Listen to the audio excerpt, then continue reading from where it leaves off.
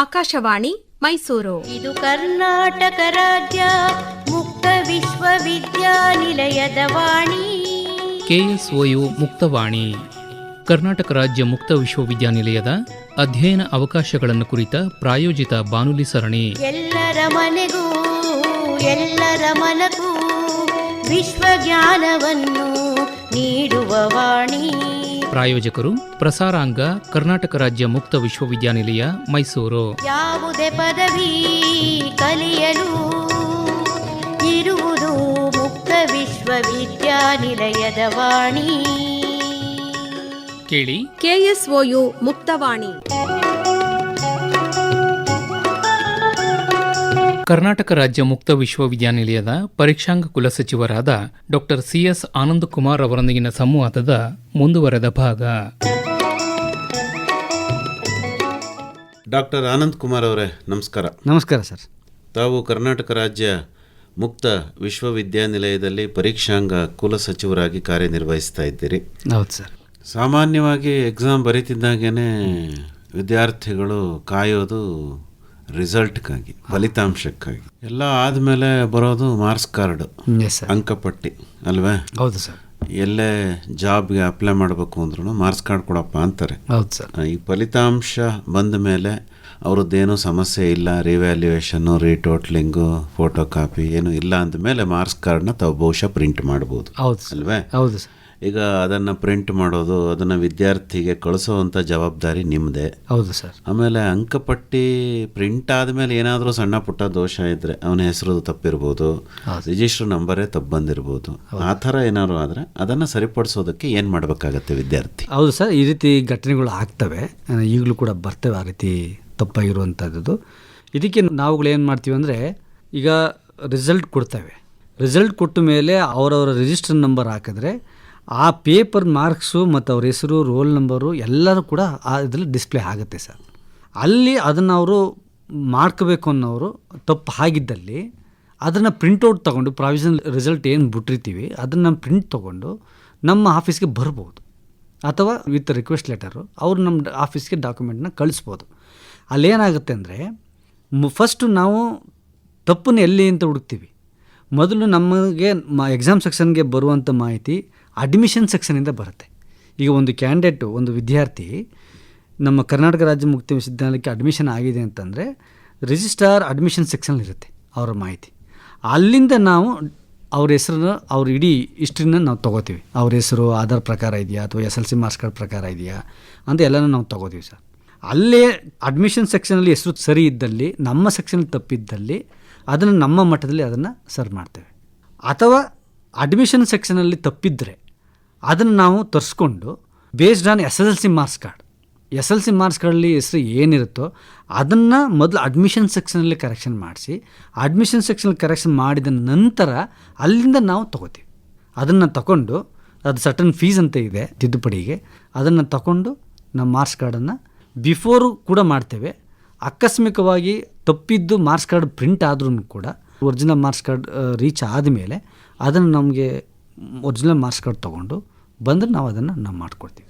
ಭಾಳ ಪ್ರಧಾನವಾದ ಅಂಶ ಅಂತಂದರೆ ಮೂಲ ಪದವಿ ಪ್ರಮಾಣ ಪತ್ರ, ಒರಿಜಿನಲ್ ಡಿಗ್ರಿ ಸರ್ಟಿಫಿಕೇಟ್, ಅಥವಾ ತಾವೇನು ಘಟಿಕೋತ್ಸವ ಮಾಡ್ತೀರಿ, ಹೌದು ಸರ್, ಘಟಿಕೋತ್ಸವದ ಸರ್ಟಿಫಿಕೇಟ್, ಕಾನ್ವೊಕೇಶನ್ ಸರ್ಟಿಫಿಕೇಟ್. ಇದನ್ನು ಯಾವ ರೀತಿ ಪಡ್ಕೋಬೇಕು?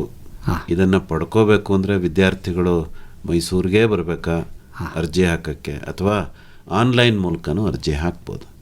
ಹೌದು ಸರ್, ಇದು ಭಾಳ ಎಲ್ಲ ವಿದ್ಯಾರ್ಥಿಗಳ ಅಂತಿಮ ಘಟ್ಟ ಸರ್. ನಮ್ಮ ವಿಶ್ವವಿದ್ಯಾಲಯದಲ್ಲಿ ಯಾವ ವಿದ್ಯಾರ್ಥಿ ಕೂಡ ಯಾವ ಸರ್ಟಿಫಿಕೇಟ್ಗೂ ಬರುವ ಅವಶ್ಯಕತೆಯೇ ಇಲ್ಲ ಸರ್.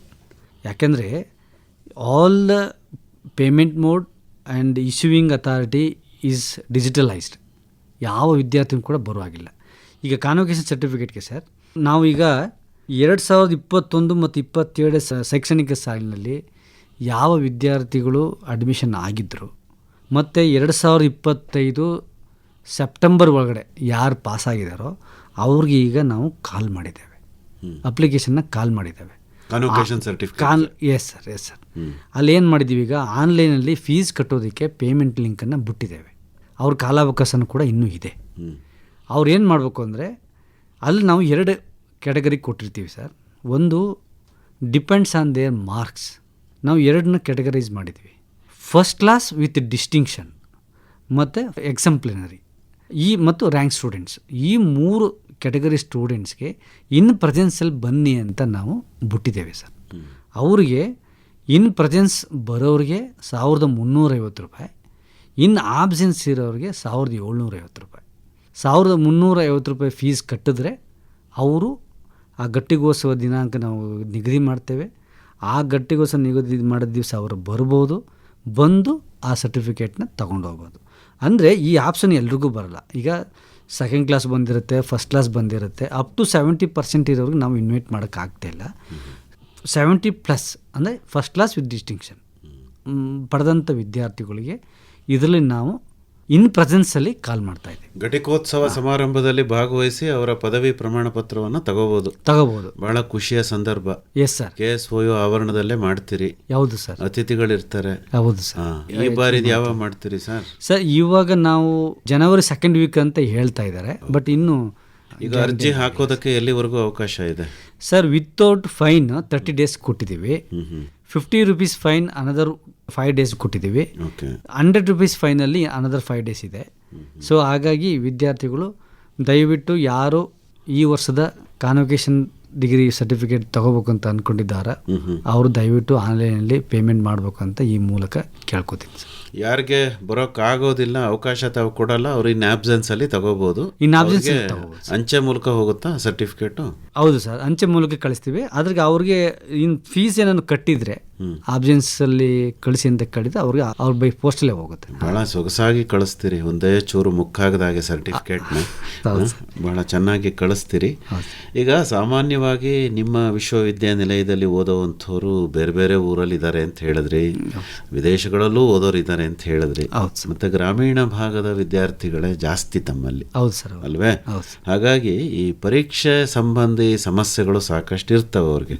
ಈ ಎಕ್ಸಾಮ್ ಮಾಡಿದಾಗ ಹಾಲ್ ಟಿಕೆಟ್ನ ಆನ್ಲೈನಲ್ಲೇ ತಗೊಳ್ಳಿ ಅಂತೀರಿ, ಅದು ಡೌನ್ಲೋಡ್ ಆಗ್ತಿರಲ್ಲ, ಸರ್ವರ್ ಸಮಸ್ಯೆ ಇರುತ್ತೆ. ಆನ್ಲೈನ್ ಮತ್ತು ಹೆಲ್ಪ್ಲೈನ್ ಅಂತ ಅದಕ್ಕೋಸ್ಕರನೇ ತಾವು ಮಾಡಿದ್ದೀರಿ KSOUನವರು. ಹೌದು ಸರ್. ಅದು ಹೇಗೆ ಕೆಲಸ ಮಾಡುತ್ತೆ? ಈ ಥರ ಸಮಸ್ಯೆಗಳನ್ನು ಹೇಗೆ ಬಗೆಹರಿಸ್ತೀರಿ ಸರ್ ತಾವು? ಸರ್ ನಮ್ಮಲ್ಲಿ ವಿದ್ಯಾರ್ಥಿಗಳು ನೀವು ಹೇಳಿದಾಗೆ ಎಲ್ಲ ಥರದ ಕ್ಯಾಟಗರಿಯವರು ಇದ್ದಾರೆ. ಗ್ರಾಮೀಣ ವಿದ್ಯಾರ್ಥಿಗಳಿದ್ದಾರೆ, ಉದ್ಯೋಗ ಮಾಡಿಕೊಂಡು ಡಿಗ್ರಿ ಮಾಡೋರು ಇದ್ದಾರೆ, ಓವರ್ಸೀಸಲ್ಲೂ ಕೂಡ ಅಂದರೆ ಫಾರಿನಲ್ಲಿ ಕೂಡ ಸ್ಟೂಡೆಂಟ್ಸ್ ಇದ್ದಾರೆ. ಅಂದರೆ ನಮ್ಮ ಡಿಸ್ಟೆನ್ಸ್ ಎಜುಕೇಷನ್ ಮಾಡಿಕೊಂಡು ಎಕ್ಸಾಮ್ ಇದ್ದಾಗ ಮಾತ್ರ ನಮ್ಮಲ್ಲಿ ಬಂದು ಎಕ್ಸಾಮ್ ಬರೆದು ಹೋಗೋರಿದ್ದಾರೆ. ಔಟ್ ಆಫ್ ಸ್ಟೇಟ್ನವ್ರು ಬರ್ತಾರೆ, ಎಲ್ಲ ರಾಜ್ಯಗಳದ್ದು ಕೂಡ ವಿದ್ಯಾರ್ಥಿಗಳು ಕೂಡ ಇದ್ದಾರೆ. ಸರ್ ಇಲ್ಲಿ ಏನಾಗುತ್ತೆ, ಅಡ್ಮಿಷನ್ ಟಿಕೆಟ್ ವಿಚಾರ ಬಂದಾಗ ವಿದ್ಯಾರ್ಥಿ ಎಕ್ಸಾಮ್ ಫೀಸ್ ಕಟ್ಟುವಾಗ ಅವ್ರಿಗೆ ಯಾವುದು ಹತ್ರ ಆಗುತ್ತೆ ಆ ಪರೀಕ್ಷಾ ಕೇಂದ್ರಗಳನ್ನು ಚೂಸ್ ಮಾಡಿರ್ತಾರೆ. ಸರ್ ನಾವೇನು ಮಾಡಿರ್ತೀವಿ ನಮ್ಮ ಸಾಫ್ಟ್ವೇರ್ ಸಿಸ್ಟಮಲ್ಲಿ ಅದನ್ನು ಆ ಎಕ್ಸಾಮ್ ಕೇಂದ್ರದವರು ಅಡ್ಮಿಷನ್ ಟಿಕೆಟ್ನ ಡೌನ್ಲೋಡ್ ಮಾಡ್ಕೋಬೋದು. ಸಣ್ಣ ಪುಟ್ಟ ಅದು ಟೆಕ್ನಿಕಲಿ ಎರರ್ಸ್ ಆಗಿರುತ್ತೆ, ಅದನ್ನು ನಾವು ಇಮಿಡಿಯೇಟಾಗಿ ನಮ್ಮಲ್ಲಿ ಟೆಕ್ನಿಕಲ್ ಟೀಮ್ ಇದೆ, ಅದನ್ನು ಸಾಲ್ವ್ ಮಾಡ್ತಾರೆ. ಸಪೋಸ್ ಏನಾದರೂ ಅದು ಆ ಮಟ್ಟದಲ್ಲೂ ಆಗಲಿಲ್ಲ ಅಂತಂದಾಗ ನಾವು ವಿದ್ಯಾರ್ಥಿಗಳಿಗೆ ಕಷ್ಟ ಕೊಡೋದಿಲ್ಲ. ಅವ್ರು ಏನು ಮಾಡ್ತೀವಿ ಅಂತಂದರೆ ಅವ್ರು ಎಕ್ಸಾಮ್ ಫೀಸ್ ಕಟ್ಟಿರ್ತಾರೆ, ಆ ರಿಸಿಪ್ಟನ್ನ ತೊಗೊಬಂದು ಅದನ್ನು ಎಕ್ಸಾಮನ್ನು ಆವತ್ತಿನ ಎಕ್ಸಾಮ್ ಮಾತ್ರ ಬರೀಬೋದು. ಅವ್ರು ಯಾವುದೇ ಥರದ ಅಡ್ಮಿಷನ್ ಟಿಕೆಟ್ ಡೌನ್ಲೋಡ್ ಆಗಿಲ್ಲ ಅಂತೇಳಿ ಗೊಂದಲ ಆಗುವಂಗಿಲ್ಲ ಅಥವಾ ಹೋಗ್ದೇ ಇರೋ ಹಾಗಿಲ್ಲ. ಆ ಪರೀಕ್ಷಾ ಕೇಂದ್ರಗಳಲ್ಲಿ ಸಪೋಸ್ ಈಗ 9:30 ಎಕ್ಸಾಮ್ ಶುರು ಆಗುತ್ತೆ ಅಂದರೆ ಅಟ್ಲೀಸ್ಟ್ ಒಂದು ಹಾಫ್ ಆನ್ ಅವರ್ ಅಂತ ಮುಂಚೆ ಅಂತ ಹೋಗಿ ಇದನ್ನು ಡಿಸ್ಕಷನ್ ಮಾಡಿದ್ರೆ ಆ ಪ್ರಾಬ್ಲಮ್ ಸಾಲ್ವ್ ಆಗುತ್ತೆ. ಇಲ್ಲಿವರೆಗೆ ಯಾವುದೇ ವಿದ್ಯಾರ್ಥಿಗಳು ಕೂಡ ಈ ರೀತಿ ನಮಗೆ ರಿಪೋರ್ಟ್ ಆಗೋದಿಲ್ಲ. ಯಾಕೆಂದರೆ ನಾವು ಎಕ್ಸಾಮ್ ಸ್ಟಾರ್ಟ್ ಆಗೋದು ಒಂದು ವಾರ ಅಂತೇಳಿ ನಾವು ವರ್ಕ್ಶಾಪ್ ಮಾಡಿರ್ತೀವಿ, ಯಾವ್ಯಾವ ರೀತಿ ಎಕ್ಸಾಮ್ ಕಂಡಕ್ಟ್ ಮಾಡಬೇಕು ಮತ್ತು ವಿದ್ಯಾರ್ಥಿಗಳಿಗೆ ಯಾವ್ಯಾವ ಪ್ರಾಬ್ಲಮ್ ಬಂದರೆ ಯಾವ ರೀತಿ ನೀವು ಸಾಲ್ವ್ ಮಾಡಬೇಕಾಗತ್ತೆ ಅಂತ ಎಲ್ಲ ಥರದ ತರಬೇತಿಗಳನ್ನು ಮತ್ತು ಮೀಟಿಂಗ್ಗಳನ್ನು ಆನ್ಲೈನ್ ಮುಖಾಂತರ ಮಾಡಿರ್ತೀವಿ. ಯಾಕೆಂದರೆ ರಾಜ್ಯಾದ್ಯಂತ ಇರೋದ್ರಿಂದ ಯಾರನ್ನೂ ಕೂಡ ನಾವು ಆಫ್ಲೈನ್ ಕರೆದು ಮೀಟಿಂಗ್ ಮಾಡೋಕ್ಕಾಗೋದಿಲ್ಲ, ಎಲ್ಲ ಆನ್ಲೈನ್ ಮುಖಾಂತರ ನಾವು ಮೀಟಿಂಗ್ ಮಾಡಿರ್ತೀವಿ ಸರ್. ಸೊ ಹಾಗಾಗಿ ವಿದ್ಯಾರ್ಥಿಗಳಿಗೆ ತೊಂದರೆ ಆಗದ ರೀತಿ ನಾವು ಕ್ರಮ ವಹಿಸ್ತೇವೆ.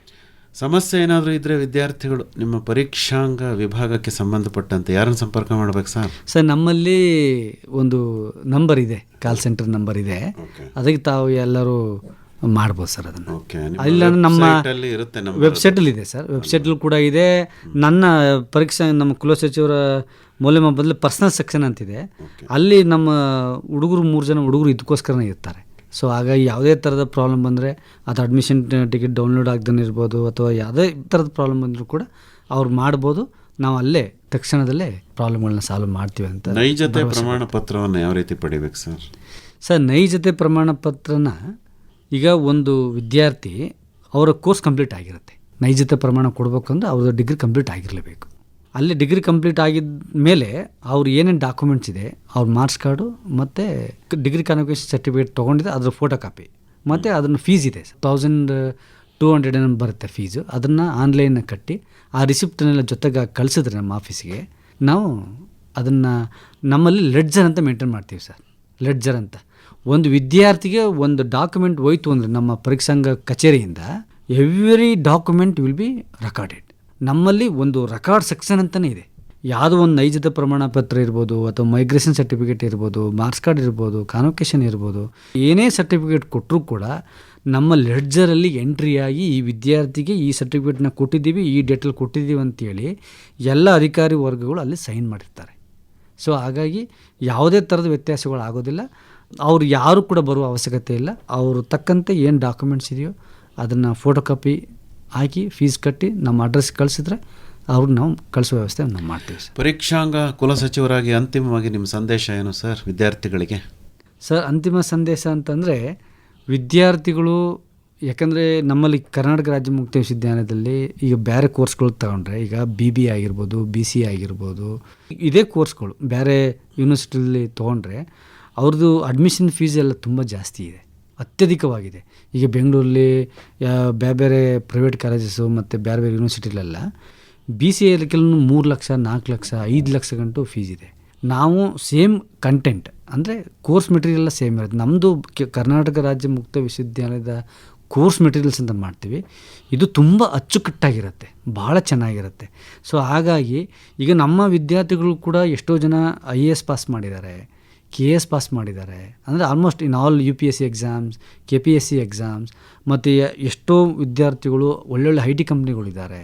ಎಲ್ಲ ವರ್ಗದವರು ಕೂಡ ಎಲ್ಲ ಥರದ ಬ್ಯಾಂಕಿಂಗ್ ಸೆಕ್ಟರ್ ಇರ್ಬೋದು, ಎಲ್ಲ ಥರದ ಉದ್ಯೋಗಗಳು ಕೂಡ ಇದ್ದಾರೆ. ಸೊ ಹಾಗಾಗಿ ಈಗ ಸೇರುವಂಥ ವಿದ್ಯಾರ್ಥಿಗಳು ಬಿಡುವಾದ ಟೈಮಲ್ಲಿ, ಅಂದರೆ ಎಲ್ಲ ವಿದ್ಯಾರ್ಥಿಗಳು ಕೂಡ ಏನು ಫ್ರೀ ಇರೋದಿಲ್ಲ, ಯಾಕೆಂದರೆ ಈ ನಮ್ಮ ಸ್ಲೋಗನೇ ಇರೋದೇ ಹಾಗೆ. ನಮ್ಮ ಕರ್ನಾಟಕ ರಾಜ್ಯ ಮುಕ್ತ ವಿಶ್ವವಿದ್ಯಾಲಯದಲ್ಲಿ ಯಾವುದೇ ವಿದ್ಯಾರ್ಥಿ ಯಾವ ಮೂಲೆಯಲ್ಲಿದ್ದರೂ ಕೂಡ, ಅವನು ಎಷ್ಟೇ ಕೆಲಸ ಮಾಡ್ತಿದ್ರು ಕೂಡ ಅವನು ಪರೀಕ್ಷೆಯನ್ನು ಬರೀಬೋದು. ಉನ್ನತ ಶಿಕ್ಷಣ ಎಲ್ಲರಿಗೂ ಎಲ್ಲ ಕಡೆ, ಎಲ್ಲ ಉನ್ನತ ಶಿಕ್ಷಣ ಎಲ್ಲರಿಗೂ ಎಲ್ಲ ಕಡೆ ಅನ್ನೋ ಒಂದು ಸ್ಲೋಗ ಇದೆಯಲ್ಲ ಸರ್, ಅದು ಎಲ್ಲರಿಗೂ ಕೂಡ ಅಪ್ಲಿಕಬಲ್ ಆಗಬೇಕು. ಸೊ ಹಾಗಾಗಿ ಅವ್ರು ಬಿಡುವಾದಂಥ ಟೈಮಲ್ಲಿ ಸಬ್ಜೆಕ್ಟ್ ನಾಲೆಡ್ಜನ್ನು ಓದಿ ಆ ಡಿಗ್ರಿ ಮಾಡ್ತಾ ಇದ್ದಾರೆ ಅಂದರೆ ಆ ಸಬ್ಜೆಕ್ಟ್ ಅವ್ರಿಗೆ ಅರಿವಿರಬೇಕು. ಹಾಗಾಗಿ ಇದನ್ನು ನನ್ನ ಮನವಿ, ಎಷ್ಟು ಅವರು ಫ್ರೀ ಆದ ಟೈಮಲ್ಲಿ ಎಷ್ಟಿರುತ್ತೋ ಅವ್ರು ಅದನ್ನು ಅವರು ಓದ್ಕೊಂಡು ಎಕ್ಸಾಮ್ ಬರೆದ್ರು ಪಾಸಾಗಲಿ. ಪಾಸಾದರೆ ಅವ್ರ ಕುಟುಂಬಕ್ಕೆ ಒಳ್ಳೆಯದಾಗುತ್ತೆ, ನಮ್ಮ ವಿಶ್ವವಿದ್ಯಾನಿಲಯಕ್ಕೂ ಒಳ್ಳೆಯದಾಗುತ್ತೆ, ಇಡೀ ಸಮಾಜಕ್ಕೆ ಒಳ್ಳೆಯದಾಗುತ್ತೆ. ಒಳ್ಳೆಯದು. ಡಾಕ್ಟರ್ ಆನಂದ್ ಕುಮಾರ್ ಅವರೇ, ಇದುವರೆಗೂ ಕರ್ನಾಟಕ ರಾಜ್ಯ ಮುಕ್ತ ವಿಶ್ವವಿದ್ಯಾನಿಲಯದ ಪರೀಕ್ಷಾಂಗ ಕುಲ ಸಚಿವರಾಗಿ ನಿಮ್ಮ ವಿಚಾರ ಸರಣಿಯನ್ನು ಬಹಳ ಸುದೀರ್ಘವಾಗಿ ಸೊಗಸಾಗಿ ಹಂಚಿಕೊಂಡಿದ್ದೀರಿ. ಒಳ್ಳೆಯದಾಗಲಿ. ನಮಸ್ಕಾರ. ನಮಸ್ಕಾರ ಸರ್. ಟೈಮ್ ಕೊಟ್ಟಿದ್ದಕ್ಕೆ ನಿಮಗೂ ಧನ್ಯವಾದಗಳು ಸರ್. ಕರ್ನಾಟಕ ರಾಜ್ಯ ಮುಕ್ತ ವಿಶ್ವವಿದ್ಯಾನಿಲಯದ ಪರೀಕ್ಷಾಂಗ ಕುಲಸಚಿವರಾದ ಡಾಕ್ಟರ್ CS ಆನಂದ್ ಕುಮಾರ್ ಅವರೊಂದಿಗಿನ ಸಂವಾದವನ್ನು ಕೇಳಿದಿರಿ. KSOU ಮುಕ್ತವಾಣಿ, ಕರ್ನಾಟಕ ರಾಜ್ಯ ಮುಕ್ತ ವಿಶ್ವವಿದ್ಯಾನಿಲಯದ ಅಧ್ಯಯನ ಅವಕಾಶಗಳನ್ನು ಕುರಿತ ಪ್ರಾಯೋಜಿತ ಬಾನುಲಿ ಸರಣಿ ಕೇಳಿದಿರಿ. ಕಲಿಯಲು ಇಲ್ಲ ವಯಸ್ಸಿನ ಮಿತಿಯು, ಜೀವನಕ್ಕಿಲ್ಲ ಯಾವುದೇ ತಡೆಯು.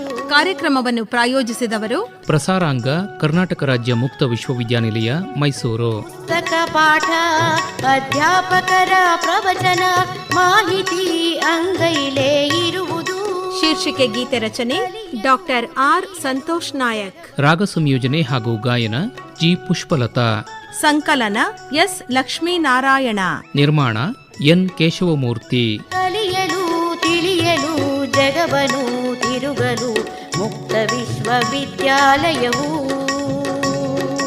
ನಿಮ್ಮೊಂದಿಗೆ ಇರುವುದು. ಈ ಕಾರ್ಯಕ್ರಮ ಆಕಾಶವಾಣಿ ಮೈಸೂರು ಕೇಂದ್ರದಿಂದ ಮೂಡಿಬಂತು.